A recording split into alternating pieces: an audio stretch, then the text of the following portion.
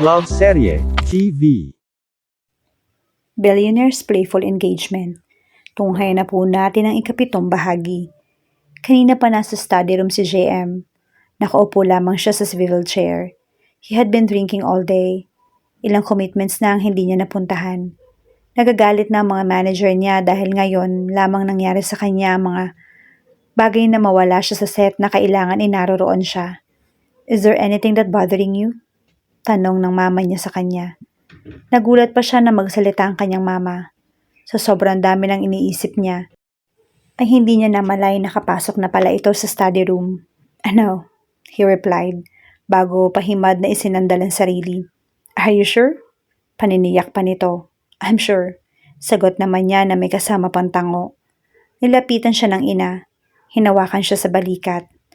I may not be the one who delivered you in this world, but still, I am your mother and you are my son. And I know if there's anything wrong with you.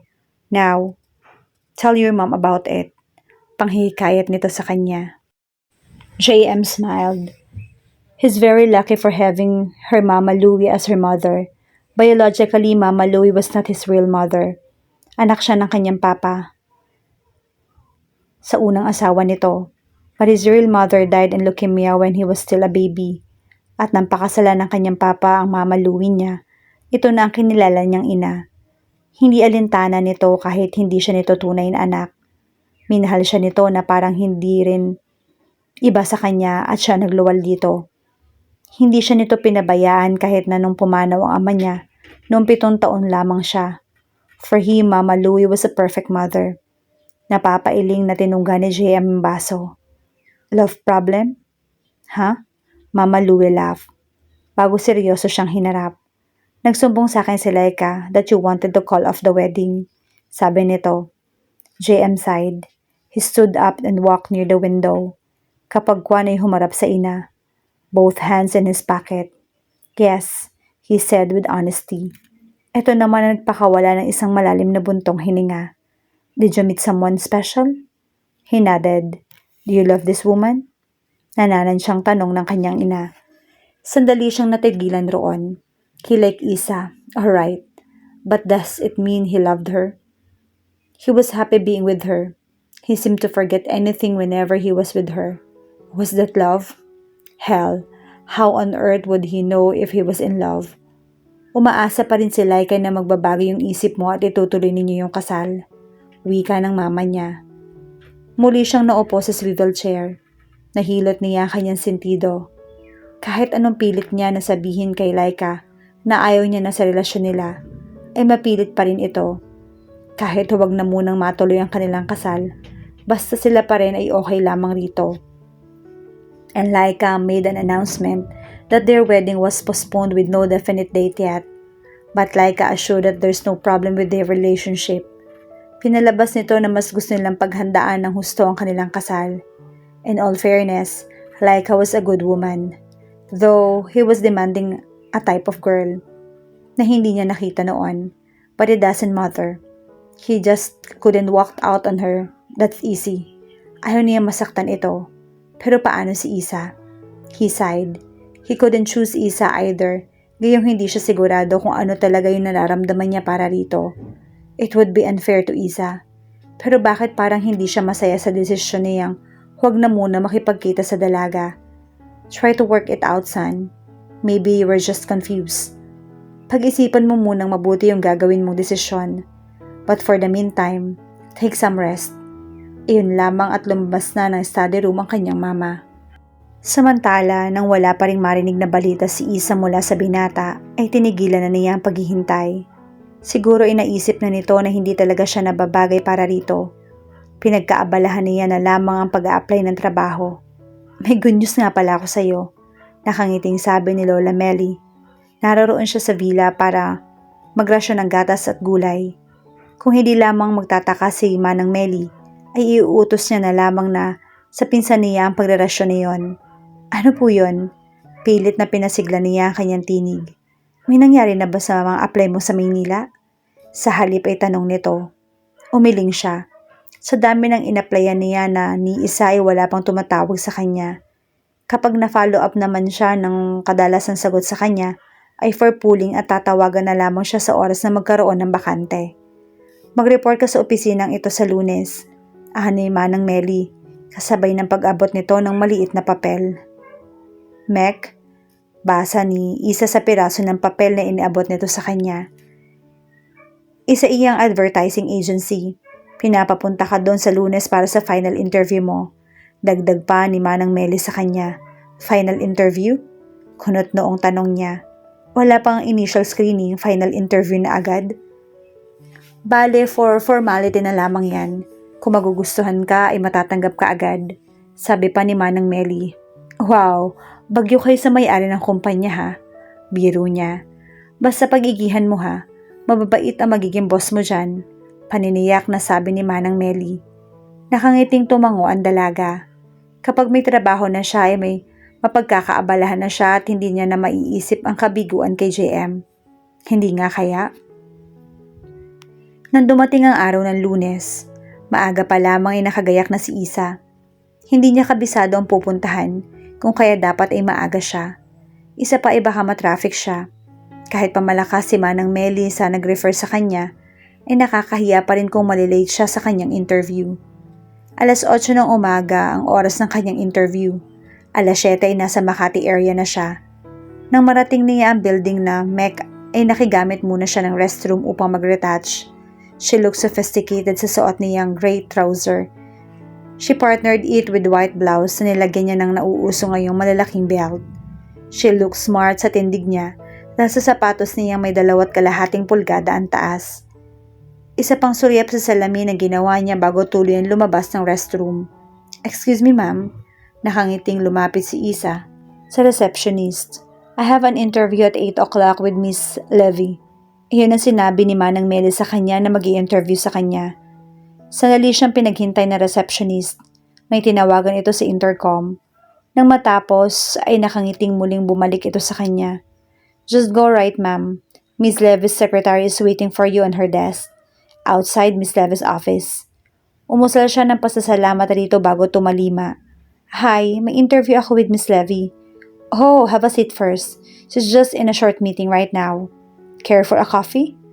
No, thank you. Nakangiting tanggi niya. Maya-maya pa ay tumunog yung intercom ng sekretarya. You may come in, Miss Isa?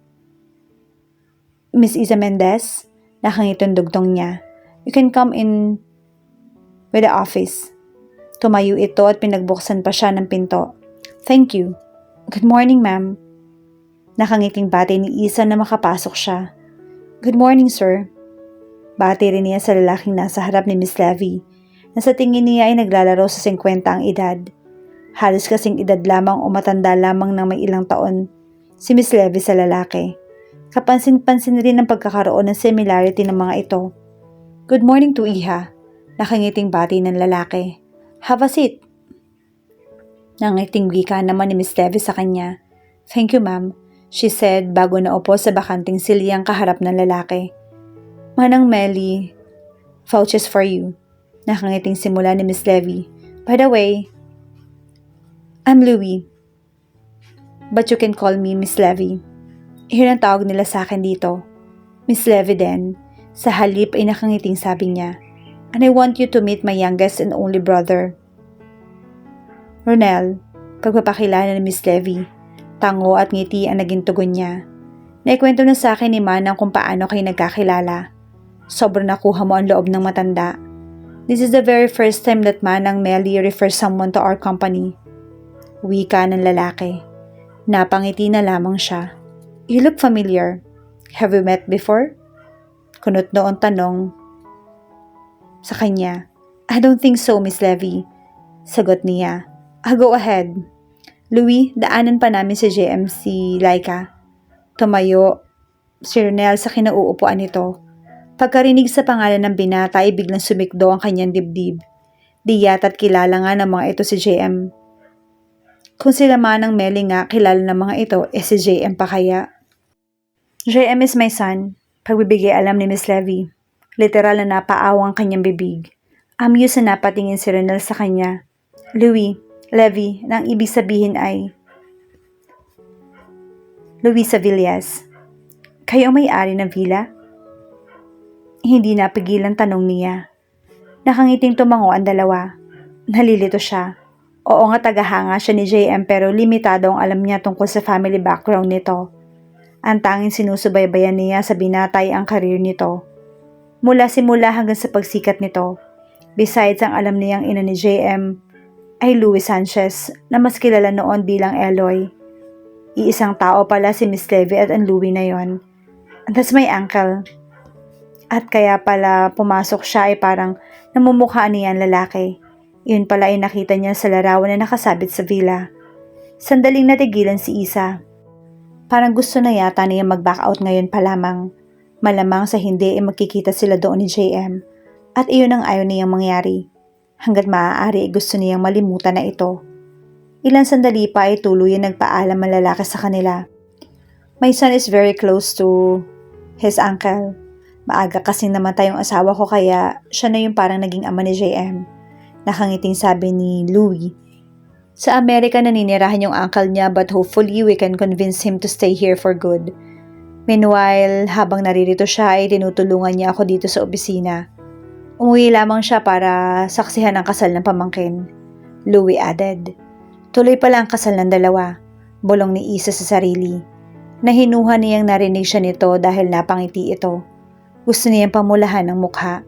She shouldn't have said that kahit napabulong lamang. I don't know with those two, sabi na lamang ni Louie. Nag-excuse muna ito sandali sa kanya. Tinawagan nito ang sekretarya sa intercom. Kaya pala ay pinapapasok nito ang kanyang resume. Ilang sandali pa ay dumako na sila sa formal interview. Nakita na yung humanga si Miss Louie sa school credentials niya. When Louie looked down on her resume, once more ay nakita niyang namutla ito. Pero sandali lamang naman at muling nagbalik ang composure nito.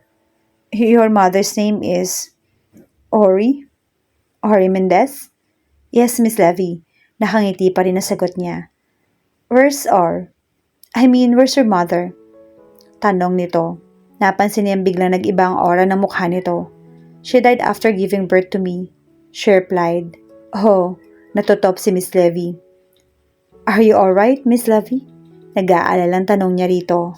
Yeah, medyo nahilo lamang ako. Nito na tinitigan siya. If you want, Miss Levy, I can come back some other time. I'm alright. Pabibigay assurance nito. By the way, is it okay if I call you Isa? Masyado kasing formal if I call you Miss Mendez. No problem, Miss Levy, she said smiling.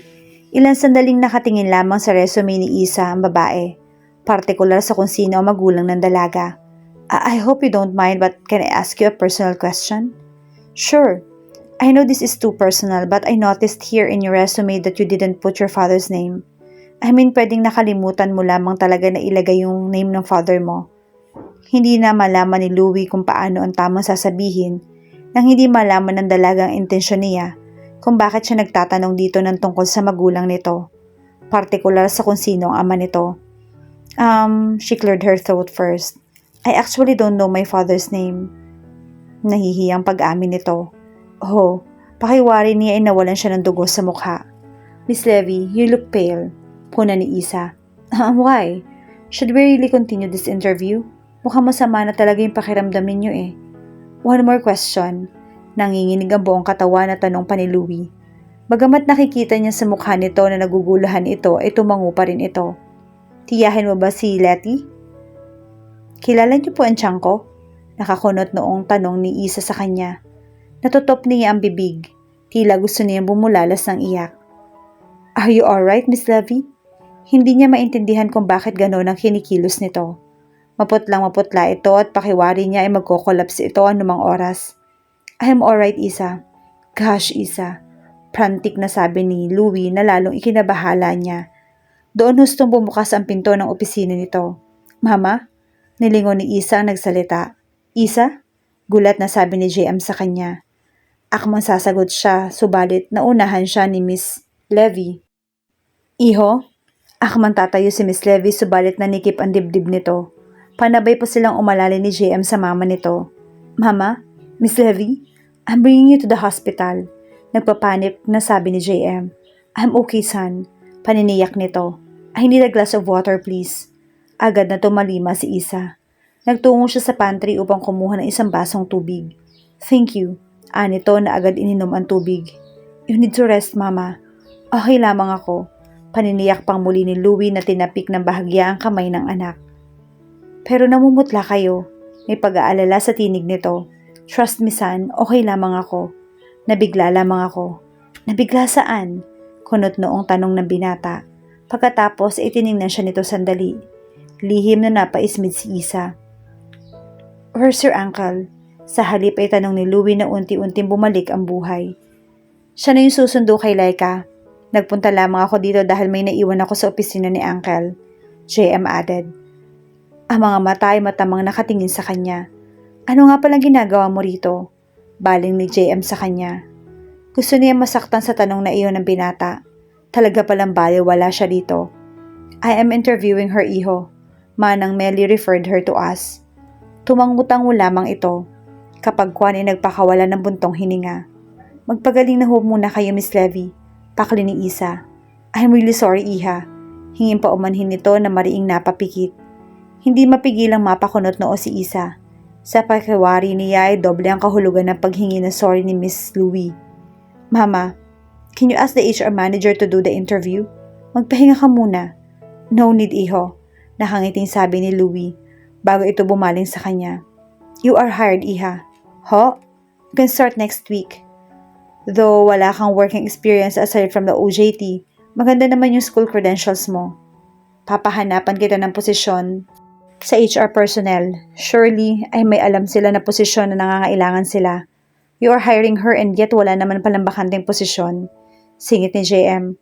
Gusto maghinanakit ni Isa dahil obvious naman na ayaw nito na magtrabaho siya sa kumpanya ng mama nito. Pero may punto naman ito.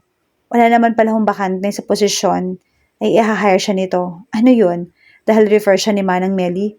If there's no vacancy, Miss Levy, I would understand. Anyway, I have another interview with other company. Magalang na sabi niya. But, thank you so much for your time, Miss Levy. Niya na tumayo. Bahagya niya lamang tinanguan ng binata bago tuluyan lumabas ng opisina. Na makalabas ang dalagay agad sinita ni Louie ang anak. You were too rude telling me in front of her that there's no vacancy and yet I am hiring her. JM sighed. Are you really alright? Sa halip ay tanong nito. Tumango si Louie. Pagbabalik ninyo ng uncle nyo ay may sasabihin ako. Wika ni Louie na ikinakunot ng noon ng anak. Why not now? Mahuhuli na kayo sa lakad nyo. Isa pa may kailangan pa ako makausap na tao. Hindi na nagpilit pa ito. Makalipas ang ilang sandali ay umalis na rin ito na matiyak nitong maayos na ang kalagayan niya.